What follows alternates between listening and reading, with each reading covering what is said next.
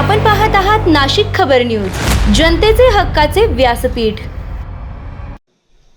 नाशिक महानगरपालिका स्थायी समिती सभापतीपदी मच्छिंद्र सानप पदभार स्वीकार। नाशिक महानगरपालिकेच्या स्थायी समितीच्या सभापतीपदी भाजपचे मच्छिंद्र सानप यांची बिनविरोध निवड झाल्यानंतर काल दिनांक 26 रोजी सायंकाळी त्यांनी अधिकृतपणे पदभार स्वीकारला। पदभार स्वीकारल्यानंतर सभापती कार्यालयात श्री सत्यनारायण पूजेचे आयोजन करण्यात आले।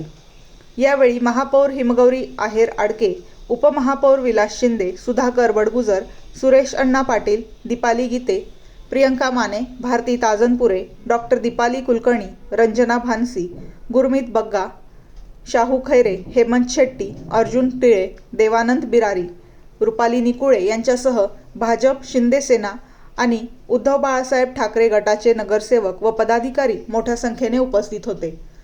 उपमहापौर निवडणुकीवेळी माघार घ्यावी लागल्याने माजी आमदार बाळासाहेब सानप नाराज असल्याची चर्चा होती। मात्र स्थायी समिती सभापतीपदी मच्छिंद्र सानप यांची निवड करून पक्षाने ही नाराजी दूर केल्याचे बोलले जात आहे। तसेच मराठा ओबीसी समीकरण साधण्याचाही प्रयत्न या निर्णयातून झाल्याची राजकीय वर्तुळात चर्चा आहे। स्थायी समितीत भाजपचे 9, शिंदे सेनेचे 4 आणि राष्ट्रवादी पुरस्कृत 1 अपक्ष असे एकूण 14 सदस्य सत्ताधाऱ्यांकडे असल्याने सभापती पदाची निवड बिनविरोध पार पडली।